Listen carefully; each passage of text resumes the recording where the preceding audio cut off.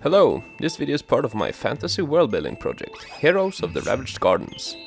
In the wild forests, jungles and mountains of Moor, members of three big factions struggle against nature and each other to eke out a living on this rich but savage continent. Earlier, we met with the queen of the ancient Aegir nomads and a blood magic knightess from a kingdom in the Emnic Concord.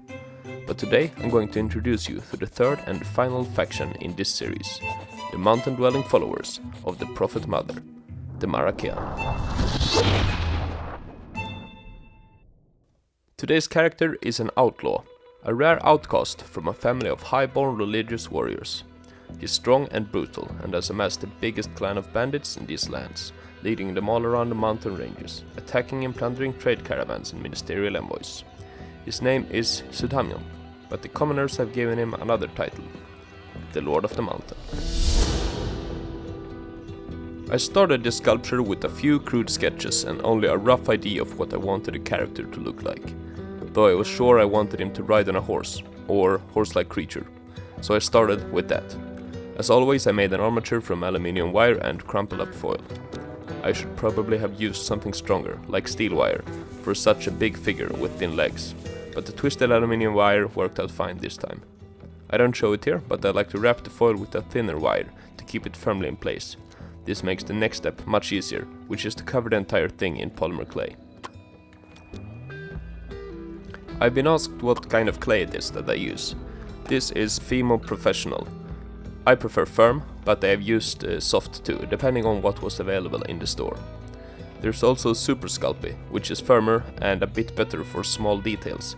I prefer Fimo though, because it cures at a lower temperature and doesn't smell as bad when in the oven. To start, I only sculpted the most basic shapes of the horse, and as you can see I also modified the base to enable this dynamic pose. He's climbing over some rocky terrain here, but I won't add that until much later in the build.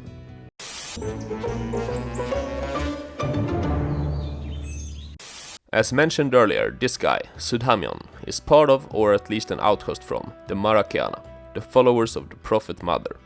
In their language, Maraki'ana literally means Mother Prophet, but more on that name and its origin later. The lands of the Maraki'ana, or Maraki for short, consists mainly of the enormous city-state Maravamat, with buildings crawling down the mountain from the highest peak in the Crimson Ranges. There are also some outposts, towns and villages dotted around the mountains and along the rivers running out across the Yadavisyadar, the plains to the east. The Maraki are famous for their skills in art and technology, especially when it comes to the working of metal. In fact, they control most of the iron mines on Moor, and it's the trading with this, both raw material and manufactured goods, that's the source of the majority of their wealth. Weapons and armor that bears the mark of a Maraki craftsman are in high demand all over the land, along with fine Marakian cookware, tools or farming implements. Apart from this, they are also famous for the grapes and oranges, and the wine made from the same that they grow in the marvelous greenhouses, heated by the many hot springs in the area. As for the sculpting, the design of everything below the waist I pretty much freehanded. At first I had envisioned him barefoot or with sandals, and with bigger, wider clothing, but I didn't want him to look too much like a samurai. What he ended up wearing is some sort of fantasy mashup of historical Chinese garments and 18th century European breeches.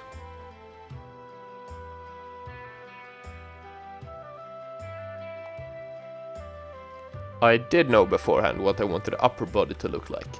An open coat, showing a muscular chest and incorporating details from my War Priestess sculpture. I came up with the Maraki'ana as a faction originally while making that figure. I wanted Sudamion to have her pleated sleeves and striped crotch flap, but he wears it over his shoulder and not as part of a uniform. He also has the same pauldron with a knife chain to it as her. But for the War Priestess, this is a religious artifact, meant to only be used in ritual suicide if defeated in battle or risking capture.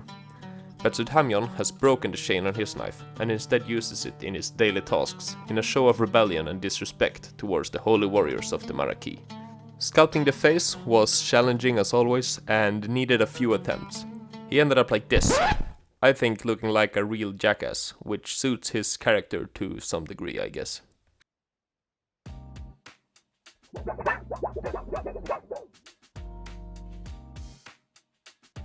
For the hair, I went with the style that to me evokes something halfway silly 90s fantasy-esque, complete with a pair of manly sideburns, of course. Across his torso he got a belt with a single beautiful buckle, holding the aforementioned pauldron in place.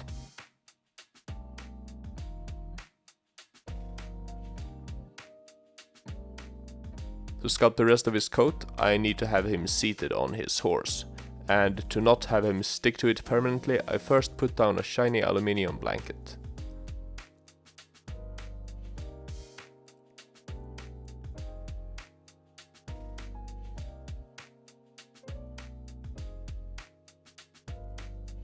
I thought it'd be cool having the lower parts of the coat fold up like this. The idea being that you can undo the fold and button them together if you want to form a regular long coat to protect from the elements. He also gets a sword, because of course he does.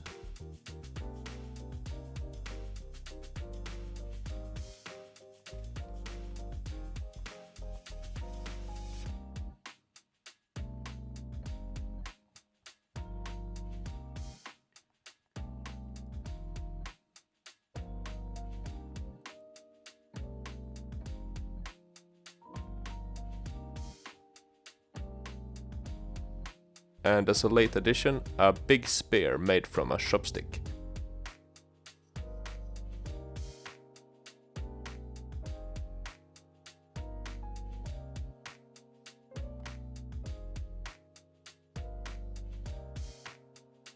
I made and attached a pauldron knife, and also topped off the haircut with a thick ponytail. I really started to enjoy sculpting hands, strangely enough. They can be so poseable and expressive. Not in this case, I guess, because they are both holding things, but yeah.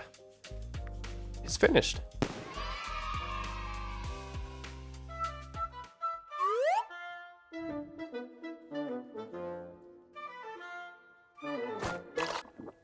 After finishing sculpting the human, it was time to tackle the horse. Or not really a horse. This animal is called Karayiras, literally Maraki for mountain horse in world, but it's probably more closely related to some type of odd-toed goat or goat-horse hybrid.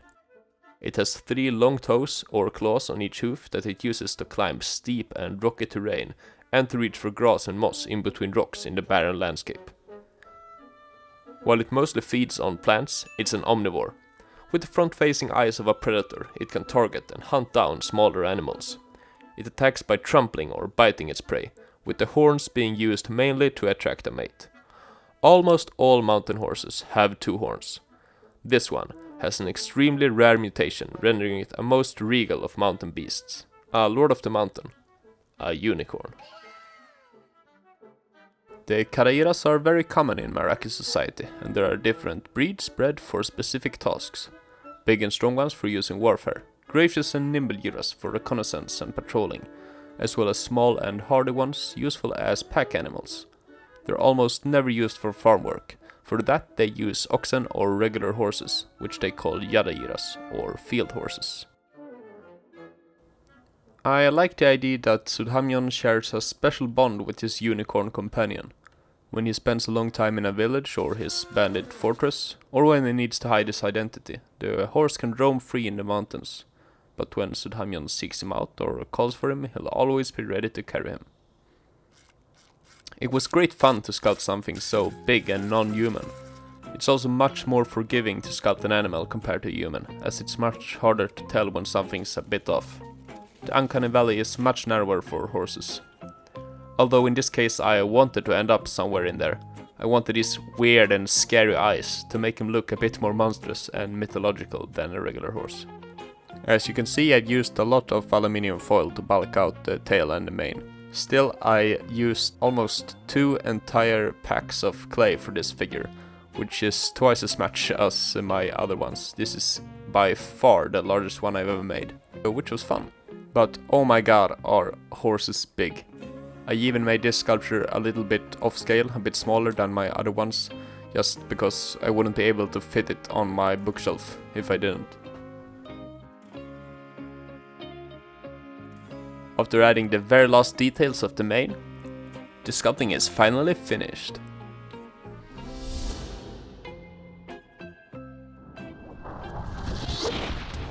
before we can move on to painting, we have to do something about this base. So I moved it onto this nice round one, and then I used a lot of bark to build up a rocky mountainous landscape.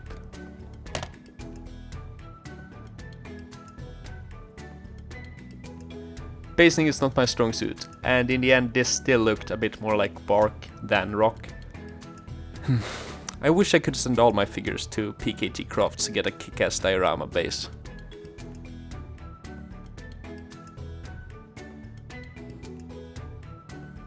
Anyway, it's time to get painting. But first, welcome to the commercial break. I just wanted to tell you about this sculptor I stumbled over on Instagram, Torstrand Arts. He's making some really cool stuff, I think, so if you like robots and creature design and concept art, maybe you want to check him out. I just think he deserves a bit more attention. His stuff looks fantastic. Maybe check it out. Alright, back to the show.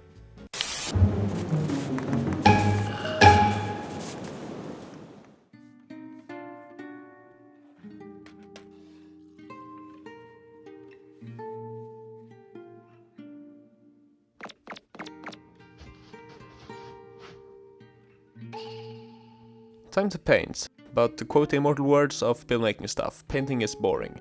So while I'm toiling away with this, why don't I share with you some more of the Maraci lore.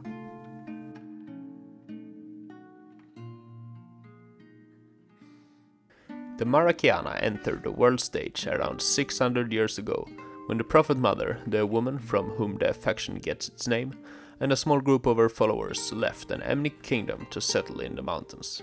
They have the same gods, Emno and Kana, as the Emnonites, but whereas the Emnic priests worship Emno and shuns Kana, the Maraci reveres both gods. Where the Emnic seek to honor their god through courageous deeds and daring journeys, the Maraci practice worship through art, craftsmanship, cooperation and creation.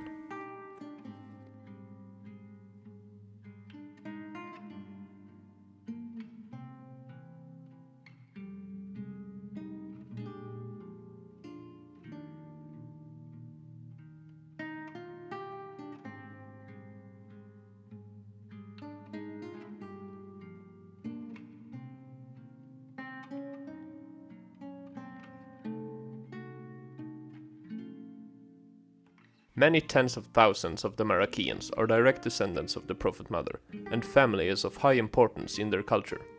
The mother had many children over the years, and foremost among them were the first 8, now called the Scions. In order of birth and cultural importance, they were the heir, the brewer, the hunter, the harpist, the scholar, the herald, the warrior, and the wanderer. They function a bit as saints in Maraci society, and many Marakians directly trace their lineage back to them. While it's not mandatory to continue the work of one's ancestor, it's seen as a very honorable act to do so. The character I sculpted in this old video is an ancestor of the warrior, the most numerous of the Scion families. What's more, she is the 7th author of the 7th author of the 7th author and so on, with a few historical exceptions, all the way back to the first warrior. In this line of the family, the number 7 is holy, and the 7th child is the inheritor of their predecessors' titles and wealth, and is the head of the family. It has long been custom for them to retire from warfare after some time to conceive an heir, but despite several attempts, she has never managed to bear a child of her own. Thus, she continues her service despite her old age. She is an aunt of Sudamion, who is of course also of the warrior's blood. As she feels responsible for the continuation of their line, his desertion and choice of career has upset her greatly.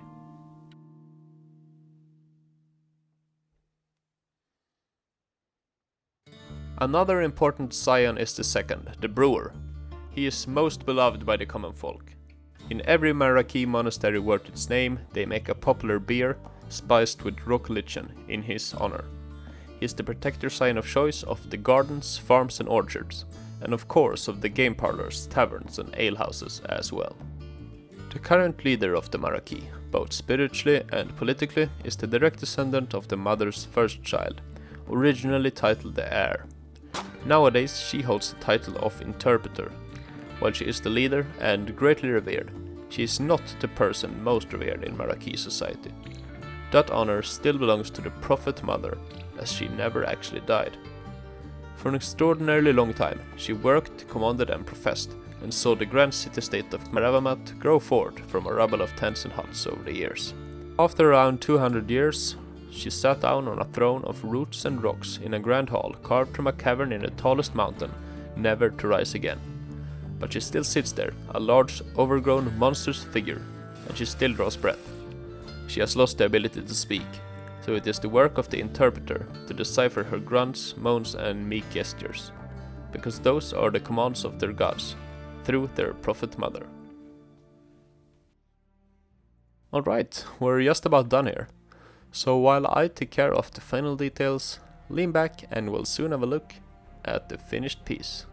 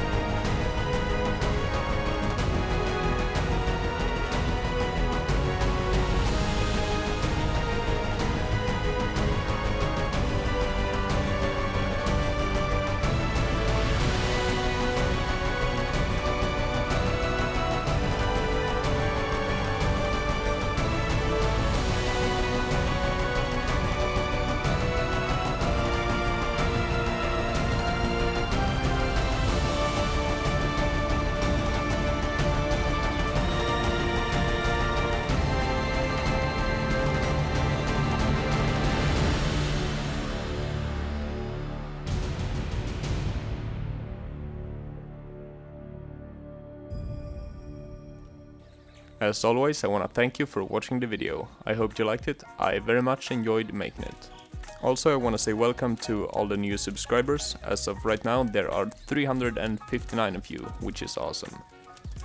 I'm working on a new sculpture, and I would say I'm about 95% done with the sculpting, so the video should be out relatively soon.